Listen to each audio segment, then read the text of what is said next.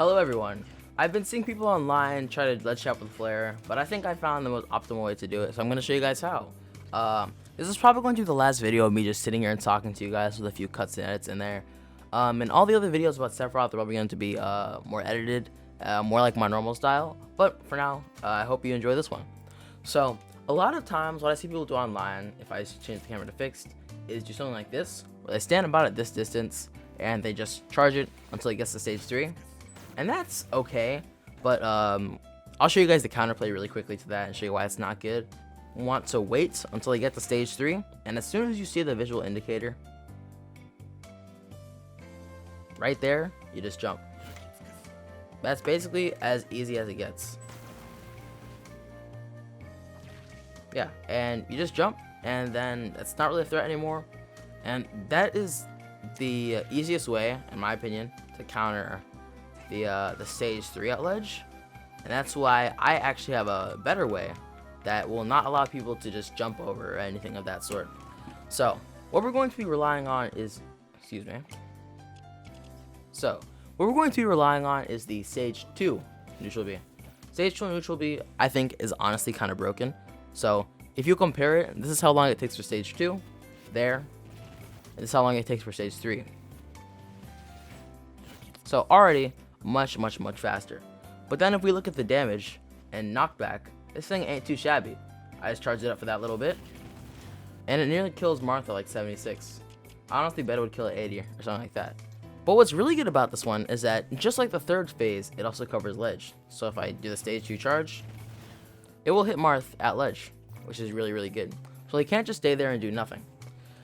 And that's basically the basis of this. If I move Marth back to the ledge, now you might be thinking that, okay, they'll just jump or like neutral get up or something while you're charging, but that's not actually gonna work, because what you want to do is you want to knock your opponent off stage. If I switch it to the CPU, you want to knock your opponent off stage, and then you want to just start charging it like right here.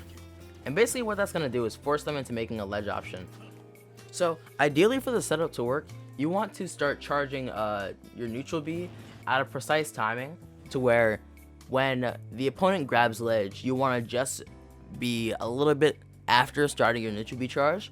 And what this will allow you to do is right when they're able to act off of ledge and about to lose their invincibility and whatnot, you'll actually have that stage 2 charged up and ready to go.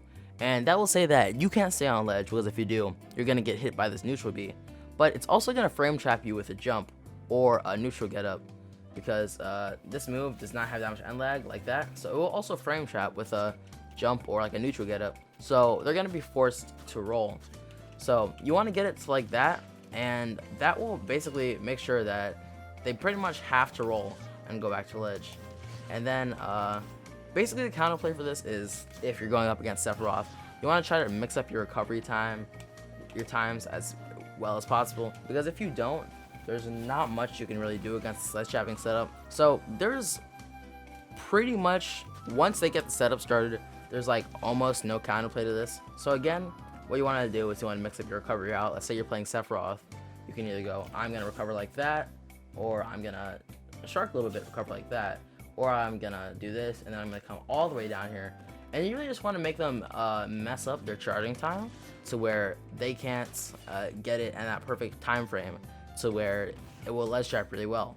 But if they do, you're pretty much screwed. There's not much you can do off ledge once they get this started. So basically the counterplay is, don't let them get the setup started. And yeah, that's about it. If I go to fixed camera angle, I'll show you one more time why this just covers every option besides roll. So as you can see, that would hit, if I did it a bit closer, that will certainly hit someone who's on ledge, someone who tries to neutral get up, someone who tries to jump. So you want to make sure you get that right precise positioning, but once you do, they basically have no choice but to roll, and then it's just about game over for them. So yeah,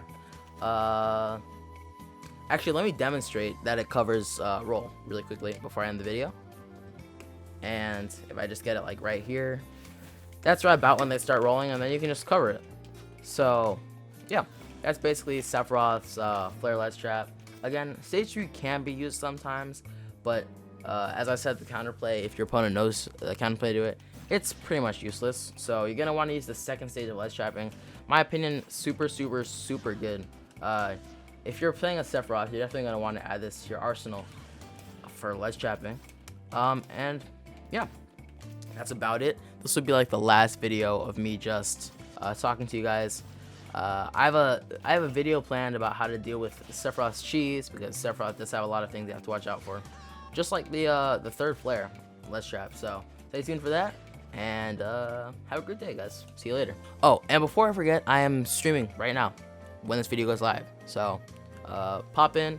I'll be doing Sephiroth Dittos most likely, and you might beat me up if your Sephiroth's really good. So come join in. Later, guys.